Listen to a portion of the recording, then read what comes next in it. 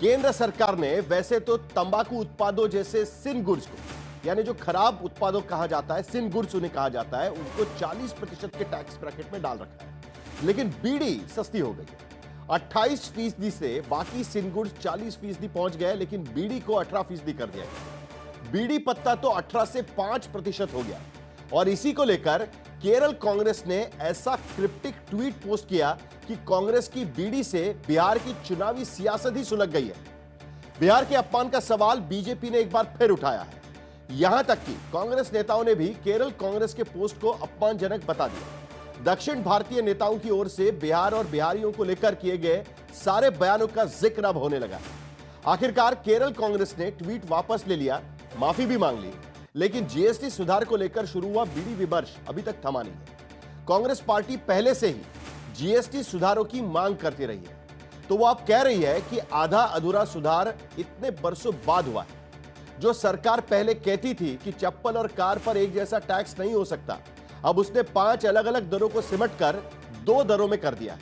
सवाल यह है कि आखिर सरकार ने जो दरें कम की है उसके पीछे कारण क्या है? क्या 7.8% की विकास दर है, 2% की महंगाई दर है, 12 लाख की आयकर छूट के बावजूद खपत कम नहीं हुई है, खपत बढ़ नहीं रही है? क्या कांग्रेस के मुताबिक जीएसटी में और सुधार अभी जरूरी है और बाकी है? ऐसे तमाम सवाल अभी भी कायम है और इन्हीं सवालों पर दंगल में हम चर्चा करेंगे। बीड़ी सस्ती करने से बिहार और बंगाल के चुनाव पर क्या असर होगा, उसका क्या कनेक्शन हो सकता है, यह भी हम जानने की कोशिश करेंगे। लेकिन पहले यह रिपोर्ट देखते हैं। अमल में ला करके रखेगा।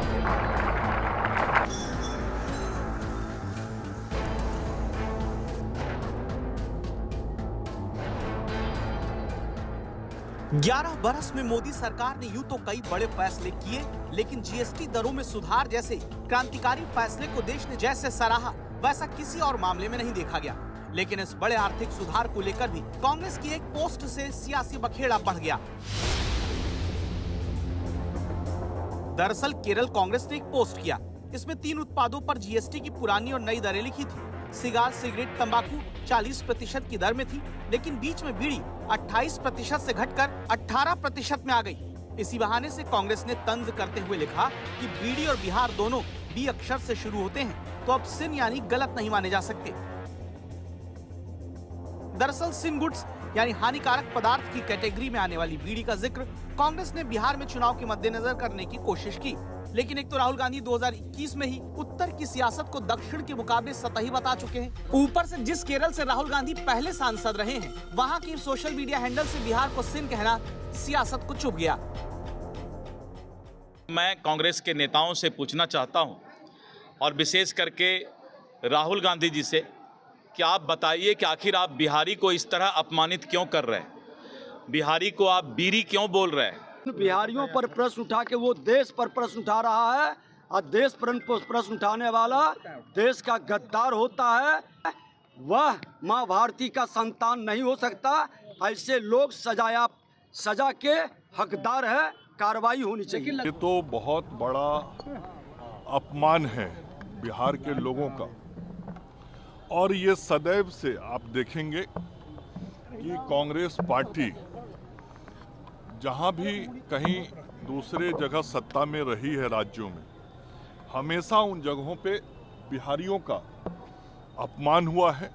कांग्रेस पार्टी को बिहार ने बी फॉर बुड़बक और बी फॉर बाल बुद्धि गैंडी कांग्रेस के बारे में बहुत अच्छे से औकात बता दी है 1989 से, इसलिए कांग्रेस पार्टी बिहार से दूर है। सियासत सिर्फ बीड़ी और बिहार की तुलना को लेकर नहीं हो रही थी। सियासी आंच उत्तर बनाम दक्षिण में श्रेष्ठता की सियासत तक भी जा पहुंची थी। लिहाजा खुद कांग्रेस के नेताओं ने आपत्ति जाहिर की।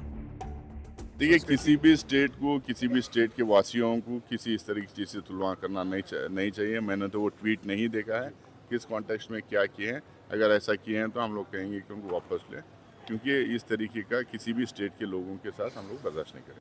जिस केरल ने उनको जगह दी, उसी केरल के कंधे पर बंदूक चला रहे हैं। ये हाइड्रोजन बम और बीड़ी बम बनाना बंद करिए माननीय राहुल गांधी जी। नाराजगी बढ़ती देख केरल कांग्रेस ने पुरानी पोस्ट डिलीट करते हुए माफी मांगी और लिखा कि उनके राजनीतिक तंज को तोड़ मरोड़ कर पेश किया जा रहा है, इसीलिए वो माफी मांगते हैं। माफीनामे की पोस्ट के बावजूद बीड़ी का धुआं बिहार की चुनावी राजनीति में पसरा हुआ है, क्योंकि मामले में आर्थिक, सामाजिक और राजनीतिक रंग तीनों शामिल हैं।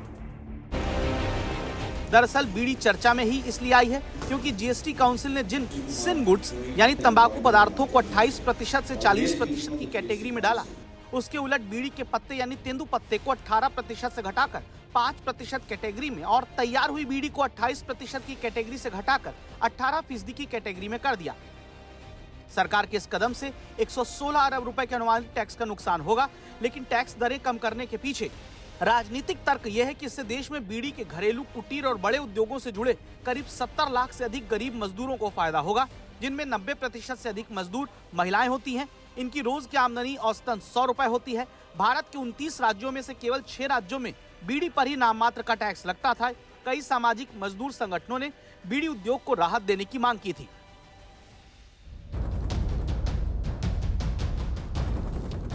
लेकिन सरकार के इस फैसले का चुनावी विमर्श ये निकाला गया कि आने वाले दिनों में बिहार और बंगाल में चुनाव है, इसलिए सरकार ने दोनों राज्यों में बीड़ी, तंबाकू की खपत और उद्योग धंधे में जुटे लोगों के नजरिए से ये चुनावी फायदा उठाने के लिहाज से फैसला किया है।